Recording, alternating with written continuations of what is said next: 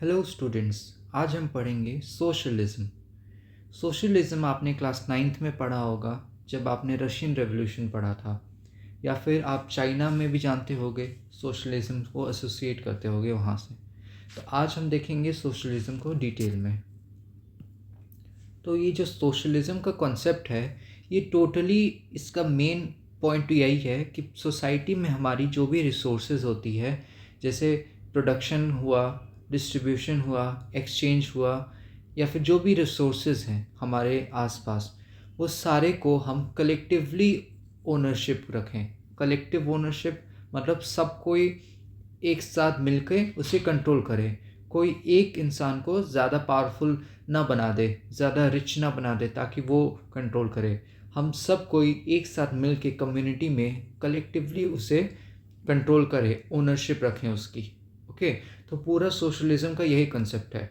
आज के टाइम में जैसे आप देखोगे कैपिटलिस्ट सोसाइटी में क्या होता है, जिसके पास जितना पैसा है वो उतनी सारी रिसोर्सेज खरीद सकता है, उतने सारे रिसोर्सेज को अटेन करता है और इन्जॉय करता है, और बाकी जो लोग पुअर रह जाते हैं वो सब चीज़ों से वंचित रह जाते हैं। तो यही मेन कारण था जिसके कारण सोशलिज्म का कंसेप्ट आएगा, जिसमें हमारा मेन फोकस रहेगा कि हम कलेक्टिवली सारे इंसान मिल के रिसोर्सेज को ओन करें, ओनरशिप रखें, और सब कुछ मिल के हम बांटें एक दूसरे में रिसोर्सेज को।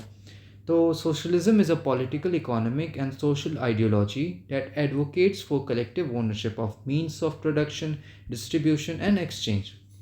It emphasizes reducing inequalities and ensuring that the wealth and resources are distributed fairly within the society. तो दो दो पॉइंट हो गया। पहला कि अगर ऐसा कॉन्सेप्ट आ जाएगा जिसमें कि सब ह्यूमन इक्वल हों, सब देश में रहने वाले सिटीज़न इक्वल हों, और हम सब कलेक्टिवली सारे रिसोर्सेज को ओन करें, रेगुलेट करें, तब क्या होगा, हमारे में इनइक्वालिटी ख़त्म हो जाएगी। ओके, रिच पुअर का जो डिफरेंस था, अमीर गरीब का, वो ख़त्म हो जाएगा। सब कोई बराबर हो जाएगा, सबको बराबर का हिस्सा मिलेगा, और इससे क्या होगा, जो डिस्ट्रीब्यूशन है वो फेयर हो जाएगा, फेयरली सही ढंग से डिस्ट्रीब्यूट हो जाएगा। The ultimate aim of socialism is to create a classless society where the well-being of all is prioritized over individual profit। मतलब एक इंडिविजुअल की प्रॉफिट पे ना ध्यान दे के हम सारे इंसान की, ऑल, एवरीवन, सबका वेलबींग पे ध्यान दे। क्लास को हटा दे अपने सोसाइटी में से। क्लास यहाँ पे क्या मीनिंग है क्लास का मीनिंग है रिच एंड पुअर क्लास। तो ये रिच और पुअर क्लास जो होती है, इन्हें हटा दे हम, और क्लासलेस सोसाइटी बना दे जहाँ पे सब कोई इक्वल हो।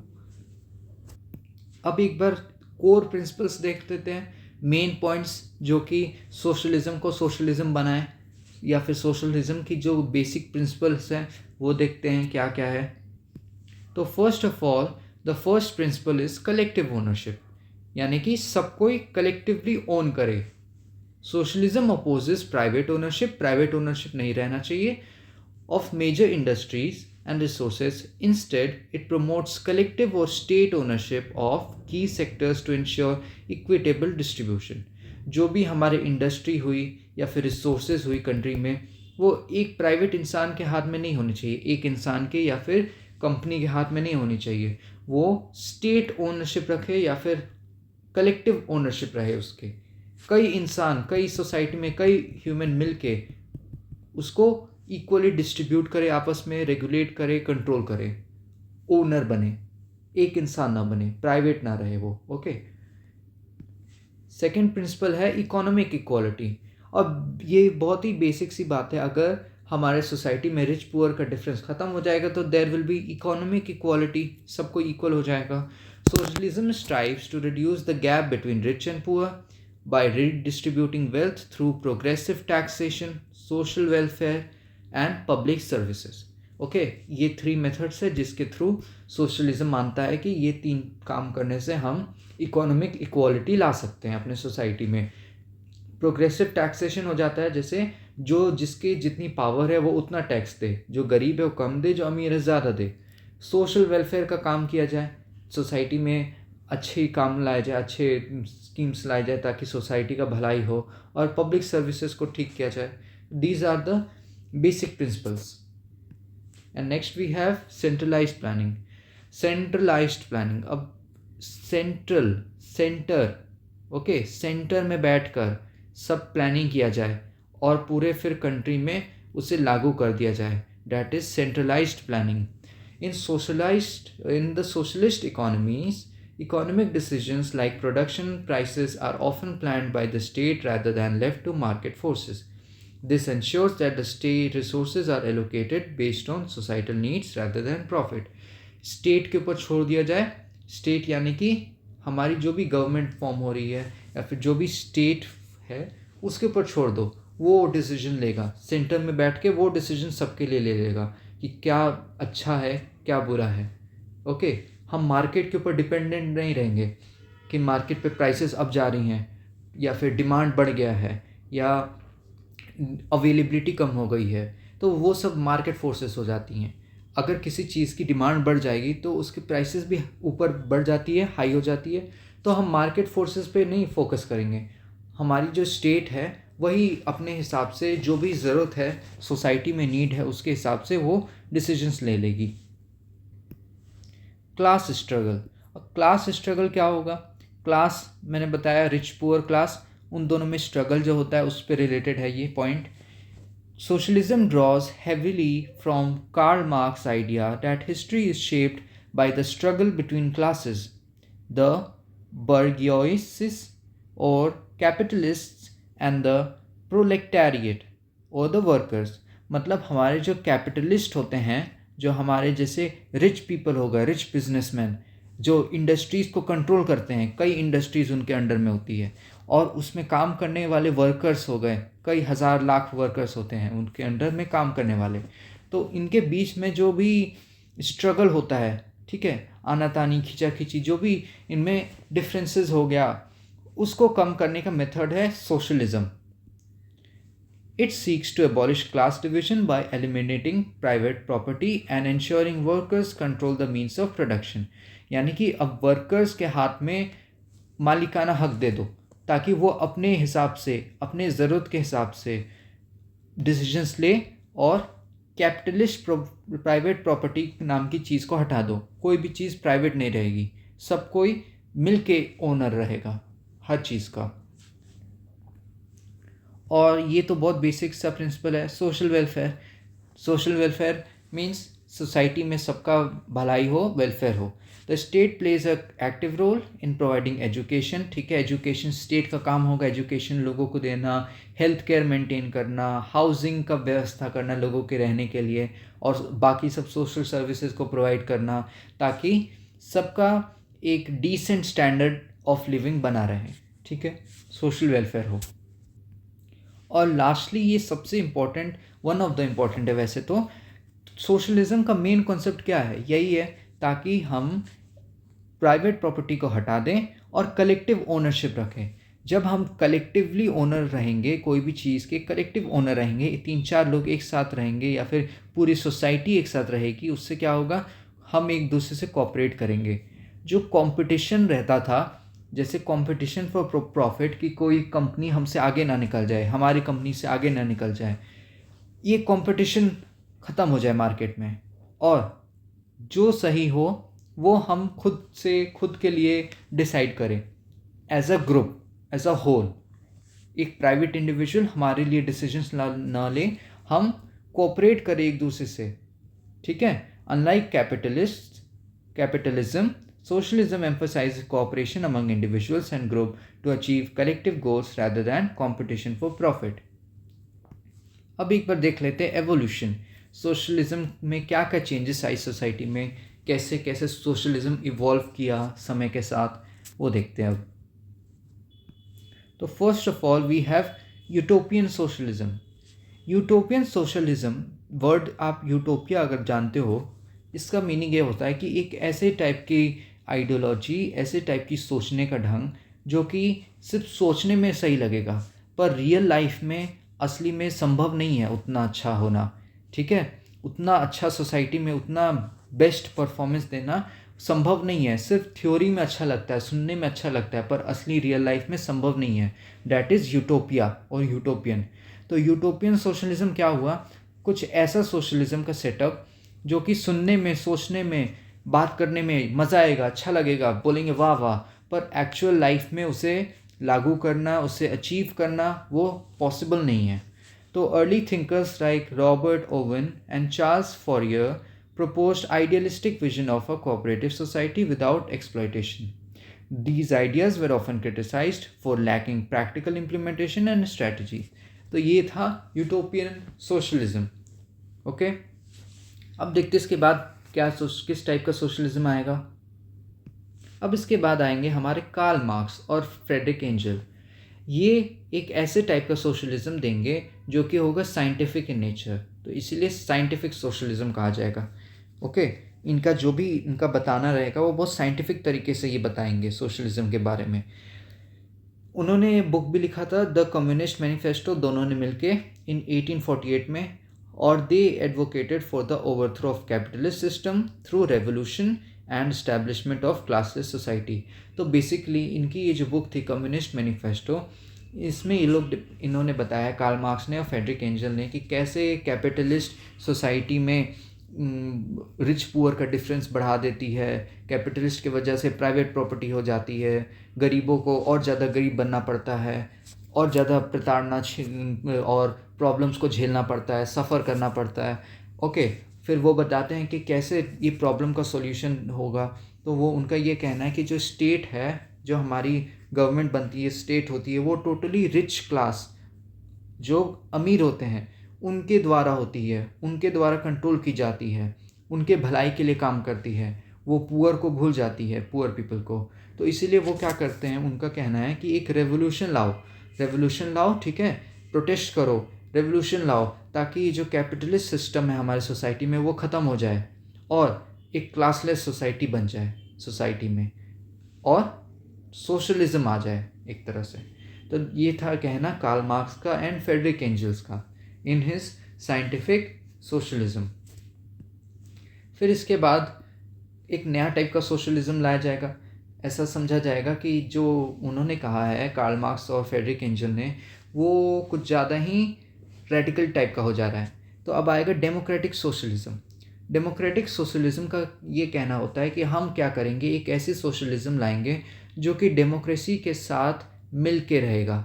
ओके, मिक्सचर होगा सोशलिज्म का भी और डेमोक्रेसी का मिक्सचर होगा वो, जिसके कारण क्या होगा, उनका ये कहना होता है एक्चुअली डेमोक्रेटिक सोशलिज्म, जो फिलोसोफर सपोर्ट करते हैं इस आइडियोलॉजी को, इस टाइप के सोशलिज्म को, उनका ये मानना होता है कि हमारी जो डेमोक्रेसी होती है वो रूल ऑफ पीपल होती है, ठीक है, rule of people, rule by people, ऐसा रूल जिसमें पीपल, कॉमन पीपल वोटिंग करके अपने नेता को, रिप्रेजेंटेटिव को चुनते हैं। तो ये जनरल सी बात है, जो कॉमन पीपल है वो पुअर है, और अगर वो पुअर हैं तो वो एक ऐसे रिप्रेजेंटेटिव को चुनेंगे जो उनके पॉवर्टी को कम करने के लिए काम करे, जो उनके भलाई के लिए काम करेगा। ओके, तो उनका यही कंसेप्ट है कि डेमोक्रेसी असली में बनी तो है ये लोगों के भलाई के लिए, पर हम इसमें कुछ ऐसे सोशलिज्म के प्रिंसिपल्स डालेंगे जिससे क्या होगा, हमारी सोसाइटी में जो भी रिच पुअर का डिफरेंस है, इनइक्वालिटी ज़्यादा है, या फिर हमें जो सफ़र करना पड़ता है पीपल, जो पुअर पीपल है उनको, वो ख़त्म कर दिया जाए। Okay, advocates for socialist principles like wealth redistribution, social welfare, but supports democratic institution and processes। तो कार्ल मार्क्स ने क्या बोला, पूरा रेवोल्यूशन ला दो और अभी जो सरकार वरकार है सबको उठा के फेंक दो। पर डेमोक्रेटिक सोशलिज्म क्या मानता है कि डेमोक्रेटिक इंस्टीट्यूशन जैसे चल रही है वैसे ही रहेगी, बस हमें ये करना है कि हमें वेल्थ को रीडिस्ट्रीब्यूट कर देना है और सोसाइटी में वेलफेयर के काम करने हैं। तो इससे क्या होगा, हमारी सोसाइटी, हमारी गवर्नमेंट डेमोक्रेटिक सोशलिज्म टाइप की बन जाएगी। इसके बाद आता है फैबियन सोशलिज्म। फैबियन सोशलिज्म अगर आपने पहले सुना है तो आप जानते होंगे कि जवाहरलाल नेहरू इसके सपोर्टर रह चुके हैं या फिर इससे इन्फ्लुएंस हो चुके हैं। जवाहरलाल नेहरू भी चाहते थे कि इंडिया में कुछ इस टाइप का सोसाइटी बने, फैबियन सोशलिज्म टाइप का सिस्टम आए। इनका बेसिकली जो ये इस टाइप की सोशलिज्म होती है, इसके हिसाब से हमारे सोसाइटी में, जैसे कार्ल मार्क्स ने बोला कि रेवोल्यूशन ला दो, एक बार में, एक झटके में पूरा सरकार को गिरा दो, पूरे स्टेट को हटा दो और क्लासलेस सोसाइटी बना दो, ठीक है, सोशलिज्म को एक झटके में ला दो। तो फैबियन सोशलिज्म का ये मानना होता है कि हम कोई भी काम एक झटके में नहीं करेंगे, हम धीरे धीरे धीरे धीरे समय के साथ धीरे धीरे साल 2 साल 3 साल 4 साल 10 साल 20 साल ऐसे कई सालों तक लंबे समय तक धीरे धीरे रिफॉर्म्स लाएंगे। सोसाइटी में तुरंत कुछ काम नहीं करेंगे, स्लो करेंगे, जैसे ही अपॉर्चुनिटी मिलेगा हम वो काम को कर लेंगे। ओके, वेट करेंगे एक्चुअली। तो ये आया था जो ये इस टाइप की आइडियोलॉजी है, इस टाइप के जो सोशलिज्म है, ये मेनली ब्रिटेन में फेमस हुआ था, पॉपुलर था। और this school of thought advocated gradual non revolutionary forms to achieve socialism. Okay, और फिर इसी के बाद आ जाएगा कम्युनिज्म। और कम्युनिज्म नाम से ही लग रहा है रेडिकल सोशलिज्म, एक ऐसी सोशलिज्म जो कि बहुत रेडिकल है। ओके, इनका मेन कॉन्सेप्ट क्या है? A more extreme form of socialism, और भी ज़्यादा एक्सट्रीम, ठीक है, बहुत ज़्यादा एक्सट्रीम लेवल पे। Socialism communism seeks complete abolition of private property and envisions a stateless classless society. Prominent examples include Soviet Union and under Lenin, Stalin। तो communism का कॉन्सेप्ट बस यही है कि जो ये हमारी सोशलिज्म की जो कॉन्सेप्ट है, इसको और ज़्यादा स्ट्रिक्टली फॉलो करो, और ज़्यादा स्ट्रिक्ट बना दो, और रेडिकल वे में इसे लाओ सोसाइटी में। सारी प्राइवेट प्रॉपर्टी को ख़त्म कर दो पूरे कंट्री में। ओके, क्लासलेस सोसाइटी बना दो। और इसका एग्जांपल हो जाता है सोवियत यूनियन, जो कि पहले रशिया रह चुका है। रशिया किसके अंडर में? लेनिन के अंडर में और स्टालिन के अंडर में कम्युनिज्म था। तो अभी हमने किन किन थिंकर का बात किया? हमने पहले कार्ल मार्क्स के बारे में देखा। कार्ल मार्क्स ने क्या बोला था? कार्ल मार्क्स ने बुक लिखा था किसके साथ? फ्रेडरिक एंजल्स के साथ मिलके। ओके, और खुद अकेले इन्होंने कौन सी बुक लिखी थी? तो अकेले लिखी थी दास कैपिटल। उसमें उन्होंने बताया है he criticized actually capitalism in that book, और he also proposed socialism as a successor. मतलब कैपिटलिज्म को हटाओ, सोशलिज्म को लाओ। इस बुक में मेनली इन्होंने ये बताया है। ये बहुत ही ज़्यादा इन्फ्लुएंशियल माने जाते हैं। कार्ल मार्क्स को माना जाता है सोशलिज्म के कॉन्सेप्ट में, इनको सबसे ज़्यादा one of the most important person भी माना गया है। ठीक है, फिर फ्रेडरिक एंजल्स हैं। फ्रेडरिक एंजल्स ने भी मार्क्स के साथ मिलके जो बुक लिखा था वो था कम्युनिस्ट मैनिफेस्टो, और दोनों ने मिलके वही सोशलिज्म का जो हमने देखा पहले साइंटिफिक सोशलिज्म, वो उस कॉन्सेप्ट को बताया है। ही प्रोवाइड्स की insight in the economic exploitation of workers under the capitalism. तो कैपिटलिज्म के अंडर में कैसे वर्कर्स को एक्सप्लॉइट किया जाता है, परेशान किया जाता है, इकोनॉमिक परेशानियां झेलनी पड़ती है। ठीक है, जैसे वेज ना मिलना, कम तनख्वाह मिलना, तनख्वाह ना मिलना, ज़्यादा आवर्स तक काम कराना, जो लेवल होती है उससे ज़्यादा घंटे तक काम कराना। तो ये सारे प्रॉब्लम्स थे जिसको बताया है इस बुक में। फिर आ जाते हैं रॉबर्ट ओवन। इन्होंने क्या बताया था? इन्होंने बताया था यूटोपियन सोशलिज्म के बारे में। ओके, और क्या है इन्होंने? a utopian socialist who implemented cooperative communities in early 19th century such as model factory town in New Lanark, Scotland. तो स्कॉटलैंड में इन्होंने एक मॉडल फैक्ट्री बनाई थी। मॉडल फैक्ट्री टाउन में इन्होंने बनाया था कोऑपरेटिव कम्युनिटी बना दी थी। आता है एडवर्ड बेस्टीन। एडवर्ड बेस्टीन इन्होंने क्या किया? a revisionist socialist who argued for achieving socialism through democratic and evolutionary means rather than revolution। तो इनका ये वही वाले मानने वाले हैं कि रेवोल्यूशन मत लाओ, डेमोक्रेसी को रहने दो, डेमोक्रेसी से धीरे धीरे धीरे धीरे एवोल्यूशन लाना, धीरे धीरे चेंजेस लाना सोसाइटी में। तो अभी आपने अच्छे से समझ लिया होगा कि सोशलिज्म कैसे कैसे इसकी थ्योरी है, ये इवॉल्व की थी सोशलिज्म की कंसेप्ट। अब देखते हैं इसके वेरिएंट्स क्या क्या थे, किस किस टाइप का सोशलिज्म। तो आप रिलेट आराम से कर पाओगे, क्या क्या हमने अभी जैसे पढ़ा है उसी से आप आराम से रिलेट कर लोगे। तो हमने डेमोक्रेटिक सोशलिज्म देखा, जिसमें क्या होता है कि डेमोक्रेसी को और सोशलिज्म को हम मिक्स कर देते हैं, मिक्सचर बना देते हैं। वैसे ही हमने रेवोल्यूशनरी सोशलिज्म भी देखा था, जिसमें क्या होता है कि एक झटके में रेवोल्यूशन लाओ और ख़त्म करो ये कैपिटलिस्ट सोसाइटी को, सोशलिज्म को तुरंत ला दो, रेवोल्यूशन लाओ। ओके, स्टेट सोशलिज्म क्या है? It emphasises strong state control over the key industries often associated with planned economy. तो स्टेट सोशलिज्म का कंसेप्ट यही है कि सेंटर में स्टेट रहेगी, स्टेट सबके लिए डिसीजंस लेगी, क्या सोसाइटी में अच्छा है, क्या कंट्री में अच्छा है, ठीक है। स्टेट का सबसे ज़्यादा पावर रहेगा और स्टेट लोगों के भलाई के लिए ही काम करेगी। नेक्स्ट है eco socialism. Eco socialism focuses on integrating socialism with environmental state sustainability, addressing issues like climate change and resource exploitation. Okay, तो ये थोड़ा सा रिसेंट टाइप का सोशलिज्म है। इसमें फोकस रहता है कि हम ऐसा सोशलिज्म लाएं जिससे कि हम एनवायरनमेंट का भी भलाई करें, एनवायरनमेंट को भी प्रोटेक्ट करें, सस्टेनेबल बनाएं। ओके, तो अब हम देखेंगे क्रिटिसिजम्स ऑफ सोशलिज्म। हमने सोशलिज्म को अच्छे से समझा है, पर अब हम देखेंगे क्रिटिसिज्म, क्या कारण रहे होंगे कि इसे बुरा बताया गया होगा, क्या इसमें डिसएडवांटेज या फिर ड्रॉबैक्स पाई गई होगी, वो देखते हैं अब। तो one of the four most famous criticisms are given here. The first one is bureaucratic inefficiency. अगर हमारी स्टेट ही इतनी ज़्यादा पावरफुल हो जा रही है तो स्टेट मतलब स्टेट किसके थ्रू अपने पावर को एक्सरसाइज करती है? गवर्नमेंट के थ्रू, सरकार के थ्रू। ओके, सरकार के थ्रू स्टेट अपने पावर्स को इम्प्लीमेंट करती है, यूज़ करती है। अब गवर्नमेंट यानी कि सरकार में एक आदमी होता है जो हम जिसे रोज़ देखते हैं टीवी पे या जानते हैं, जो कि प्रेसिडेंट हो गया, प्राइम मिनिस्टर हो गया या मिनिस्टर्स हो गए, पर उनके अंडर में पूरी ब्यूरोक्रेसी होती है। ब्यूरोक्रेसी मतलब जो कि गवर्नमेंट की पार्ट है, जो डिसीजंस लेते हैं, ऑफिसर्स होते हैं, कई सरकारी विभाग के अधिकारी होते हैं। तो अगर हमारा स्टेट सरकार ही इतना ज़्यादा पावरफुल हो जाएगा तो जनरल सी बात है कि उस कंट्री में करप्शन बहुत ज़्यादा हो जाएगा, ठीक है, इनएफिशिएंसी हो जाएगी, सरकारी ब्यूरोक्रेसी करप्ट बन जाएगी। और क्या होगा problem? Loss of individual freedom.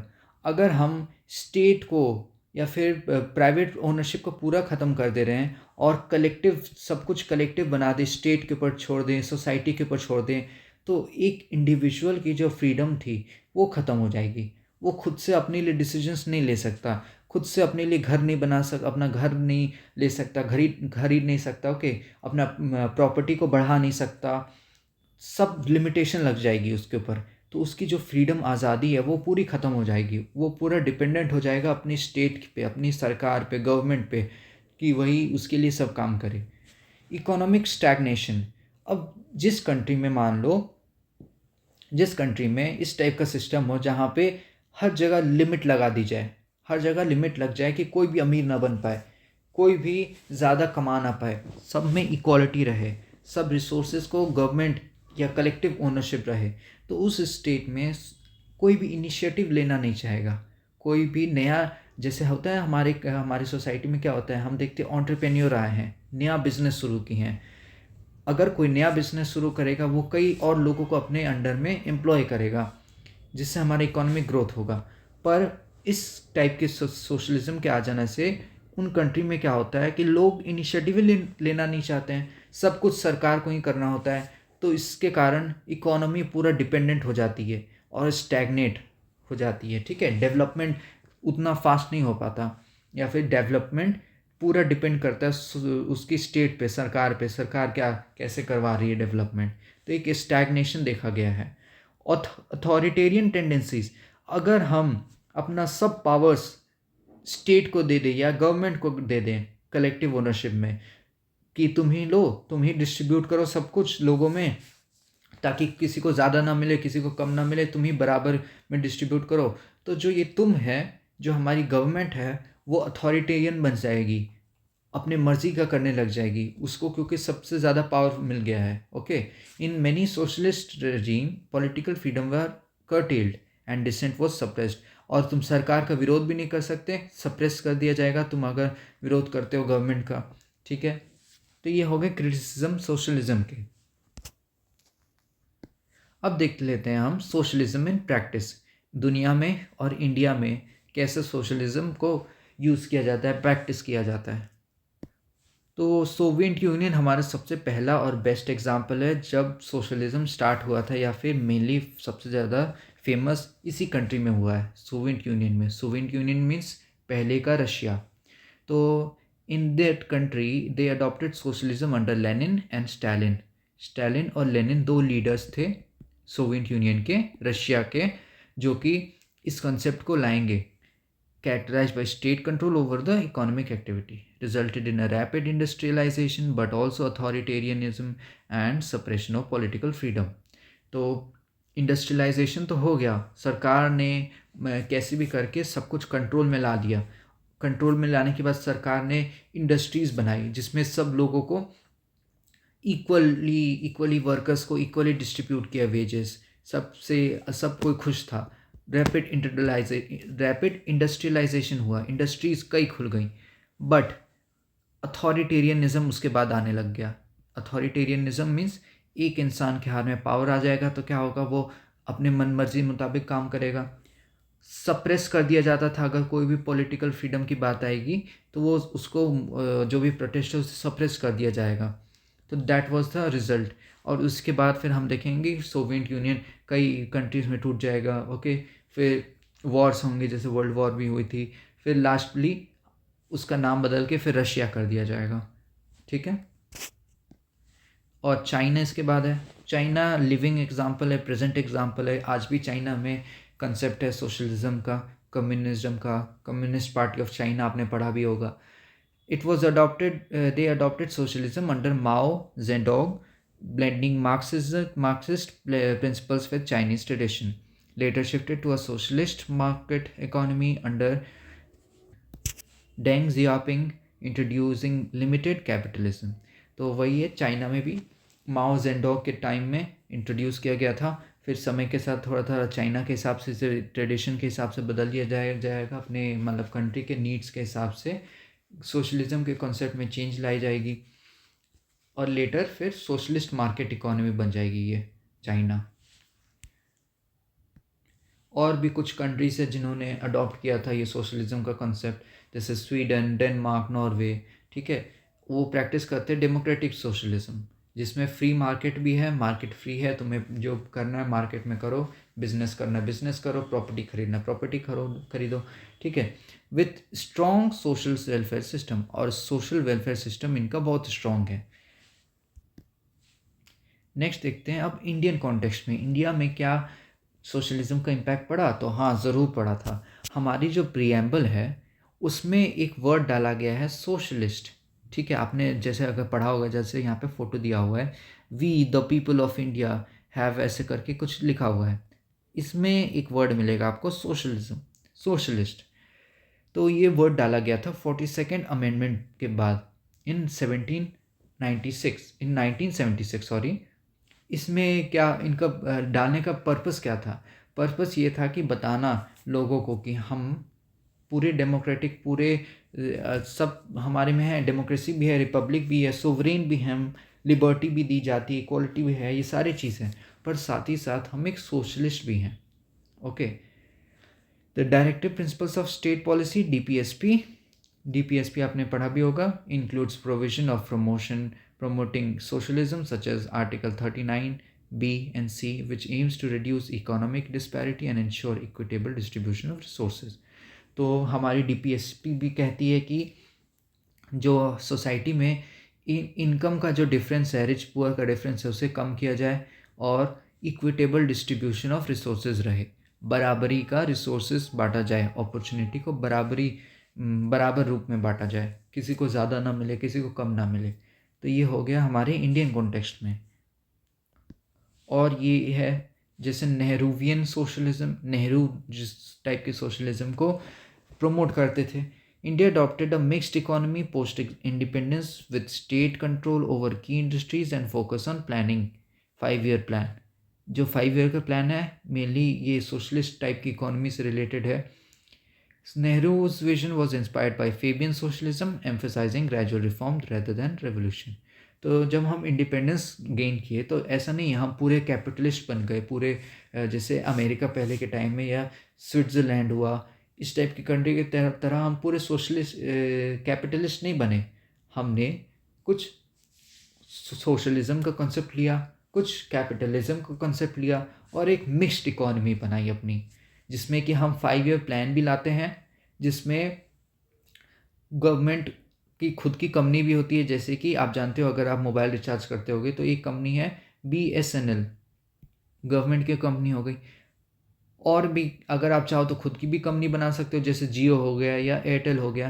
तो ये क्या है, हम एक मिक्स्ड इकोनॉमी है, प्राइवेट भी कंपनी है, पब्लिक भी कंपनी है, सरकारी भी कंपनी है।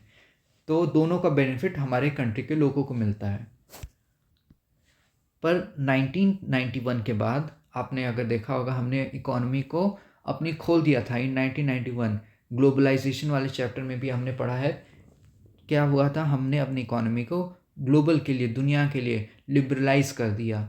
ठीक है, इकोनॉमिक लिबरलाइजेशन ला दिया हमने, ताकि बाहर की कंपनियां आके आराम से अंदर इंडिया में बिजनेस करे, अपना बिजनेस को ग्रो करे, यहाँ पे अपनी फैक्ट्रीज खोले, यहाँ पे एम्प्लॉयमेंट दे, यहाँ पे लोगों को प्राइसेस।